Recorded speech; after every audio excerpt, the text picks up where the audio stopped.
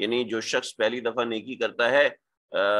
جو شخص شروع میں نیکی کرتا ہے وہ سب کے لیے صدقہ جاریہ بنتا ہے۔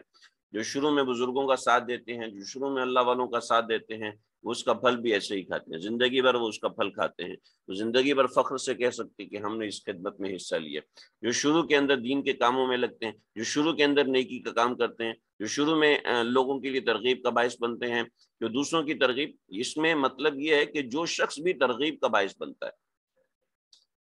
اسلم کا معنی ان اکون اول من اسلم، کہ جو دوسروں کی ترغیب کا باعث بنتا ہے، ایسا شخص بڑے فائدے میں رہتا ہے۔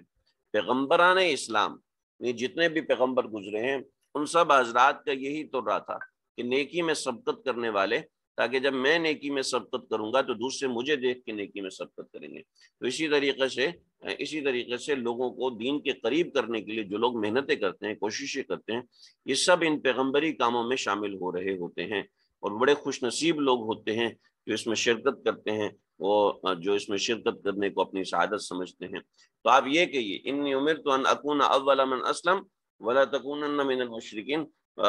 کہ مشرکین میں سے نہ ہو جائیں۔ چنانچہ بھائی اپنا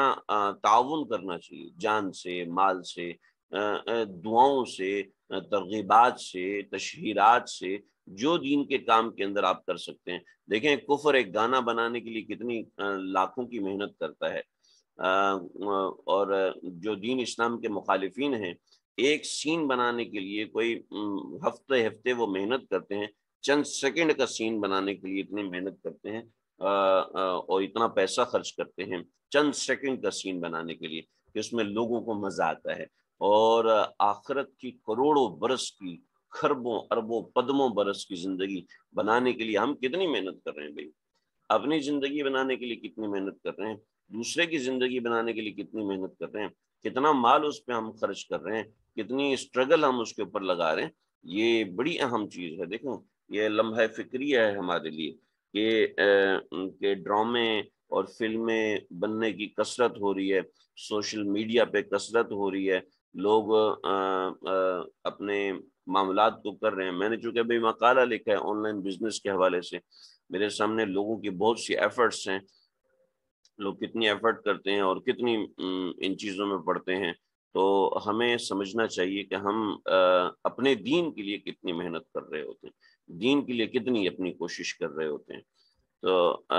بہرحال لمحہ فکریہ ہے علماء کے لیے بھی، صلحاء کے لیے بھی، میرے لیے بھی، آپ جیسے لوگوں کے لیے، ہم سب کے لیے لمحہ فکریہ ہے۔